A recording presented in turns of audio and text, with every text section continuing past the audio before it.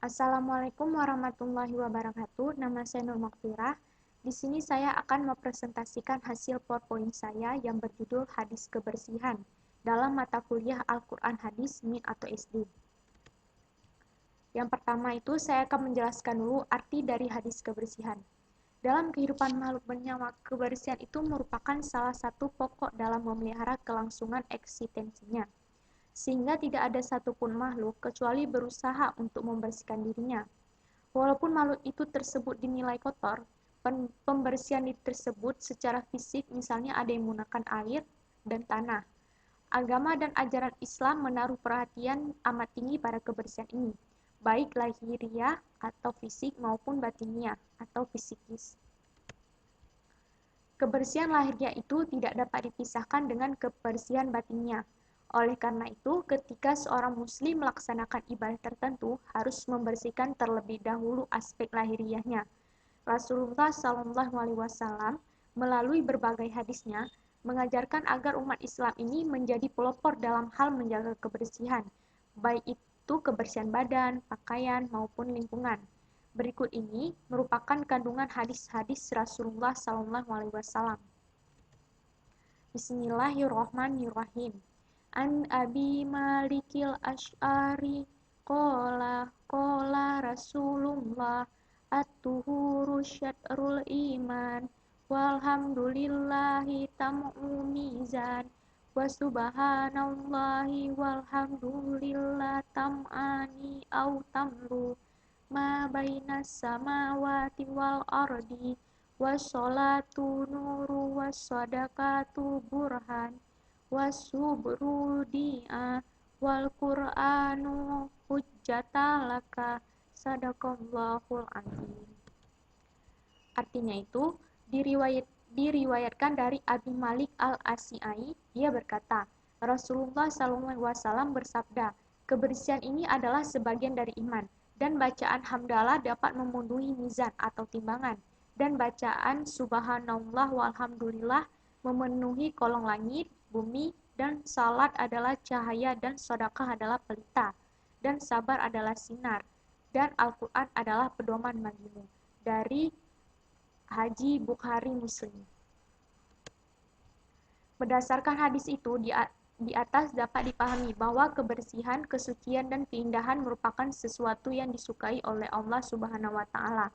Jika kita melakukan sesuatu yang disukai Allah Subhanahu wa Ta'ala, tentu mendapatkan nilai di hadapannya, yakni berpahala. An-nadafatu minal iman.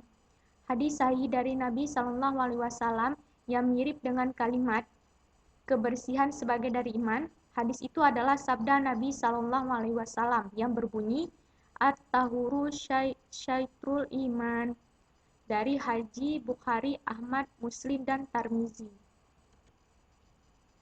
Yang kedua, saya akan membahas pokok-pokok ajaran dalam hadis kebersihan. Sebagai muslim yang baik, kita harus berperilaku dan memperhidup secara islami, baik sebagai makhluk individu maupun sebagai makhluk sosial, baik dalam hidup perorangan maupun dalam hidup bermasyarakat, berbangsa, dan bernegara. Salah satu ciri orang muslim yang baik adalah hidup bersih dan memelihara kebersihan. Begitu pentingnya kebersihan sehingga bersuci atau membersihkan diri, melakukan kebersihan merupakan salah satu ajaran pokok dalam agama Islam. Agama Islam sangat mementingkan kebersihan, sehingga orang yang membersihkan diri atau mengusahakan kebersihan tergolong orang yang dicintai Allah Subhanahu wa Ta'ala. Sebagaimana firman-Nya, Innallaha yuhibbut tawwabin wa yuhibbul mutahhirin. Yang artinya itu, sesungguhnya Allah menyukai orang-orang yang bertaubat dan orang-orang yang membersihkan diri. Dari surat Al-Baqarah ayat 222.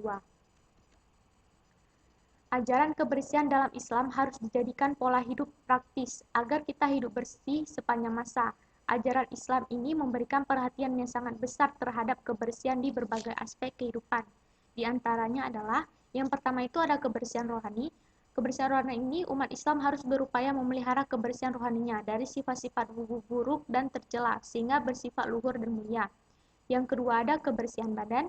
Umat Islam itu harus berupaya memelihara kebersihan badannya dari berbagai najis dan kotoran, agar badannya bersih dari bibit penyakit dan kuman yang mengganggu kesehatannya. Yang ketiga ada kebersihan tempat. Umat Islam itu harus berupaya memelihara kebersihan di mana ia bertempat tinggal, di mana ia bekerja, dan terutama tempat ibadahnya. Yang keempat itu ada kebersihan pakaian.